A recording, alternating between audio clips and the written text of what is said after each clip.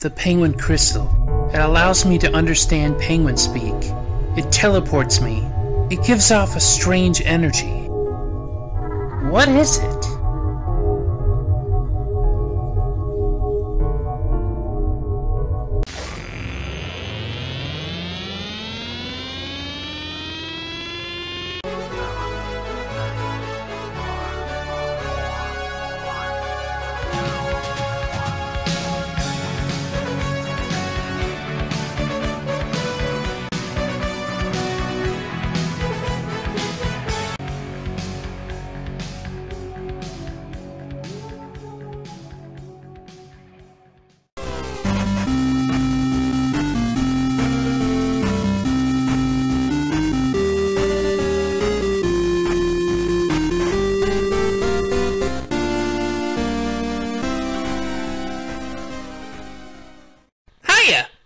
Truth here. Another year of your favorite anime review video series has begun. Oh, and also a new year for this one. Well, folks, I actually did it. I actually found a way to cover Space Battleship Yamato here on Otaku Evolution. It wasn't easy. I didn't want to cover that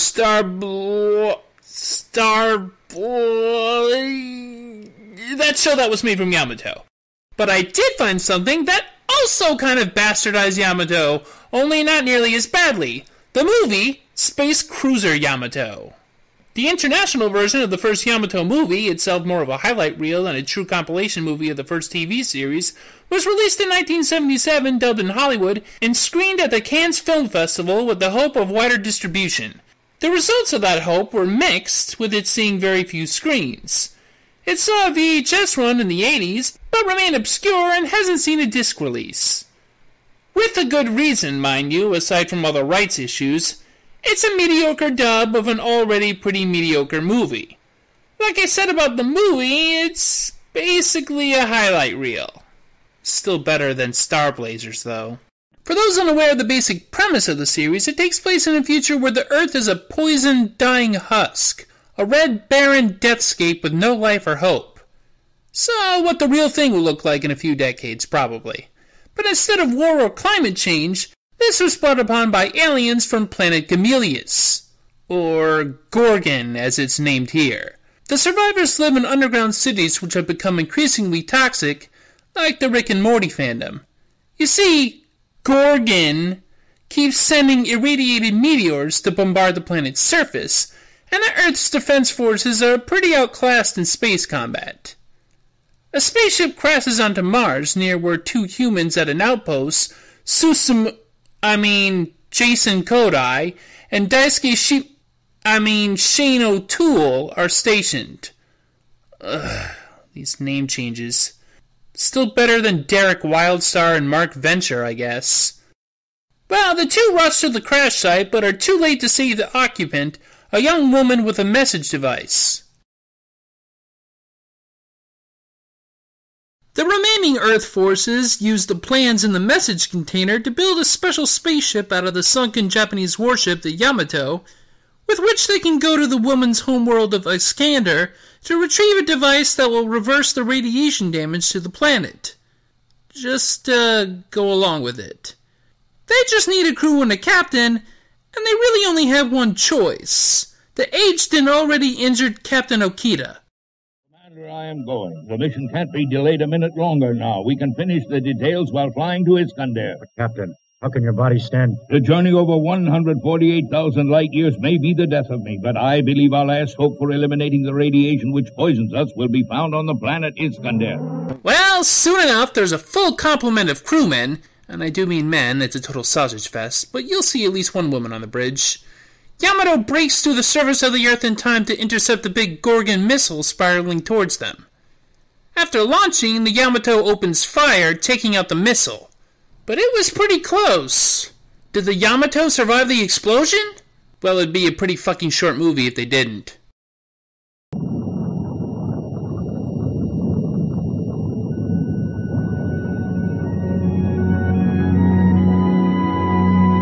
One of the key elements of the original TV show was that the crew only had a year to make a round trip to Iskander and back to save the Earth, and they showed the countdown each episode. But obviously there weren't 365 episodes. The movie occasionally references this. The Yamato moves away from the Earth, and the main crew gather to talk about a test for the warp function of the wave motion engine that the message capsule contained the plans for. This will allow the ship to travel faster than light. Chief Science Officer Samuelson, describes the process. Here's the point in time where we are located. The graph shows the wave of time of our destination. There is, however, a slight discrepancy in the space there. To make our warp flight succeed, we must make the discrepancy zero. That is to say, we must warp fly when the 2 points have entirely matched. If the timing is even slightly off, then Yamato would become stuck in between the third and fourth dimensions and explode. Gee, no pressure, right? You just need to get the exact moment correct or screw over space-time is all. Maybe they need an automatic system timed to it instead of relying on manual control. But before they can worry about that, they're forced to engage their fighter pilots against a Gorgon ship's own. The dogfight is pretty rudimentary, to say the least. But the planes have to get on board so the Yamato can warp, which they do. And it's pretty trippy, man.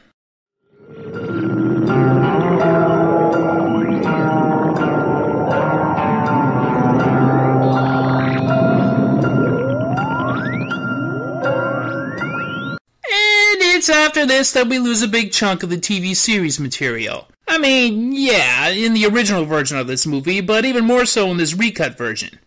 At least the original Japanese version of this kept in the episode where the Yamato was lured into a trap of Emperor Dessler's own design near a star, and Captain Okita's radiation sickness acts up. The crew uses the Yamato's wave motion cannon to shoot a path in the flames to escape. This is just one of the few things from the show that this version left out. Instead, it skips directly to the Dommel episodes. Dommel is a top Gorgon commander who's just won a great victory for the planet, and he volunteers his services to get rid of the Yamato. Dommel and his subordinate try to find a good place to set a duel with the Earthlings. This is the rainbow cluster. It has 7 stars of different colors. The colors, Duke! The colors! I'm colorblind, kid. The close proximity of the stars creates a strong magnetic field around which will destroy any radar equipment. Well, then it's decided, Hero. We shall make the rainbow cluster the location for our showdown. The Gorgons bring out their top commanders and ships, and even deploy a secret weapon to prevent the Yamato from firing the wave motion cannon. They also use a teleportation device to get the drop on the Earth ship. So, the Yamato isn't doing so well in this battle at first. Clearly the Gorgons have the technological advantage and the numbers. Matters only worsen when the Gorgons launch their secret weapon, a giant drill that will pierce the heavens, and Yamato's wave motion cannon, and will explode when it gets far enough into the ship to do maximum damage. Row, row, fight the power. But Samuelson and the analyzer robot, named Analyzer, get inside the thing and rig it to reverse its course, unplugging the cannon. The missile heads right back where it was launched, and a domino effect explosion takes out pretty much the whole fleet. Maybe you guys should have spaced out your ships a little more. Space is pretty big. There's a lot of room. Anyway, it doesn't seem like the Yamato crew even needs to use the cannon now, with only Dommel's ship remaining. He calls the Yamato and congratulates them on their victory, but then goes on a suicide attack.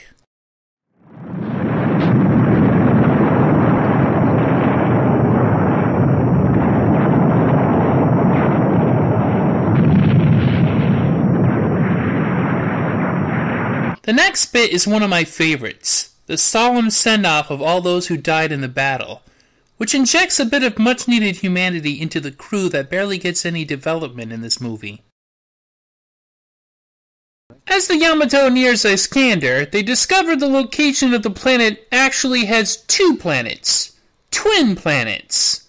One is blue and tranquil looking, and the other is... yikes.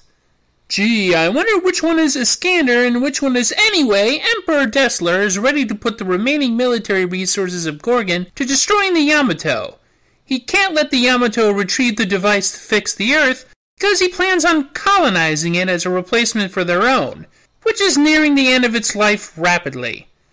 Why he doesn't just take over Iskander is a little confusing to me, but whatever. Turns out, yeah, that crap planet Yamato's crew spotted was indeed Gorgon. Dessler has the ship drawn to his planet in a tractor beam, hoping the acidic ocean will be the end for the meddlers. The Yamato sustains damage from the acidic ocean they land in, and are immediately bombed, preventing them from getting too high up. Kodai, who's taking command due to Captain Okida's illness, elicits the veteran commander's advice on the matter. Okida has an unorthodox suggestion: submerging farther into the acidic ocean. Why, though? The Sea of Sulfur must originally have been clear water. It must have been changed to strong acid by sulfuric volcanic action. Shooting the volcanoes might cause a chain reaction of explosions. I think it's our only hope. Well, Kodai takes his elder's advice, and down into the acid goes the Yamato, looking for a volcanic vein. Analyzer locates one, and they fire the wave motion cannon at it, which in a chain reaction completely destabilizes the planet. Gorgon does not go gently into that good night, however. Seeing his plans and his world going up in flames makes Dessler snap.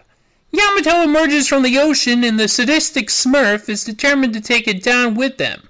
His aide suggests simply asking Earth for help to make peace with them, but the suggestion is, well, rejected, to say the least. The remaining Gorgon forces exchange fire with the Yamato. The Emperor is crushed under debris, and the planet is left a burnt-out husk. I mean, even more so now. And it's here where the cuts of the movie really do an injustice to the story. In the original footage from the TV show, which the Japanese version of this movie retains, there is a deathly quiet in the aftermath of the battle. Bodies lay strewn about the heavily damaged Yamato. The planet Gamilius is a smoldering heap. Susumu Kodai is aghast at the sight of a world they've now destroyed. Sure, the Gamilians started this war, but surely they didn't have to kill them to survive. He finds himself sickened by the thought of victory. Victory. The word sticks in his throat. Victory, he laments, tastes like ashes. But hey, why have a moment of quiet introspection when we can just skip to a shot of the ship leaving Gorgon to go to Iskander, right? Ugh! Fuck you, Space Cruiser!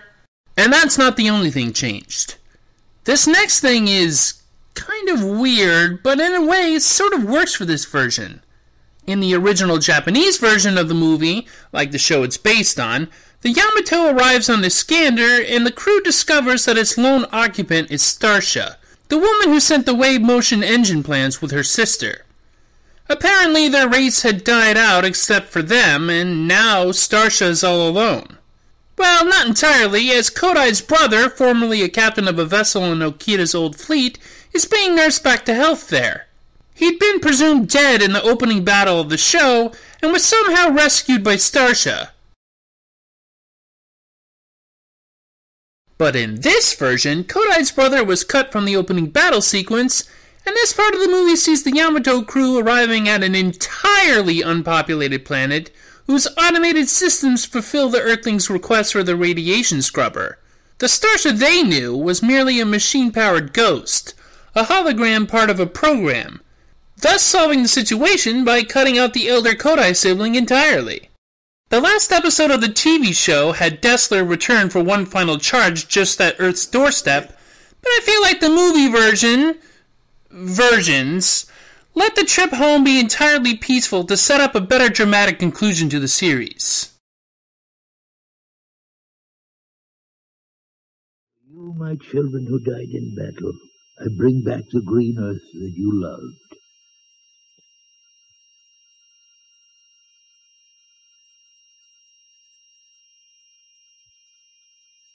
Soon I will be with you. The Yamato returns to its home planet victorious, with a machine they retrieved, restoring the planet to its previous lushness. How does that work? Incredibly quickly, apparently. The end.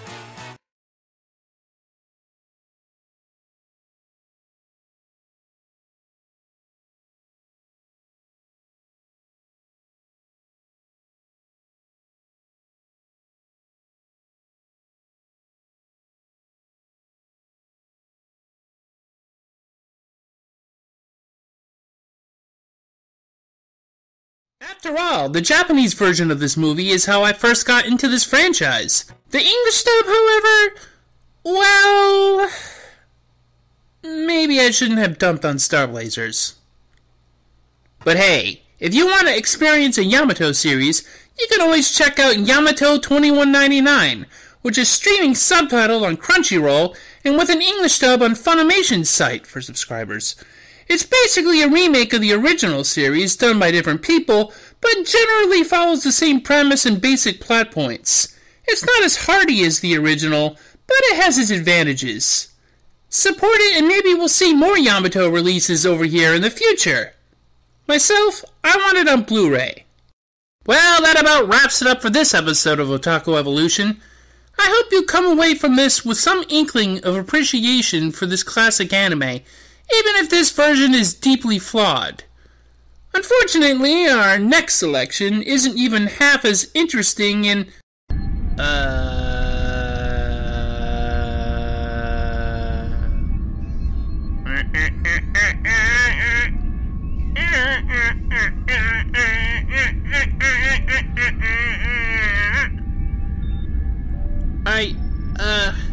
Wait, was I just reviewing out of nowhere?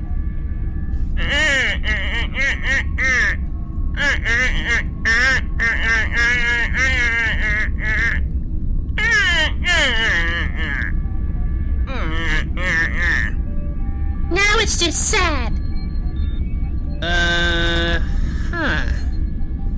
Well, did you manage to get it recorded?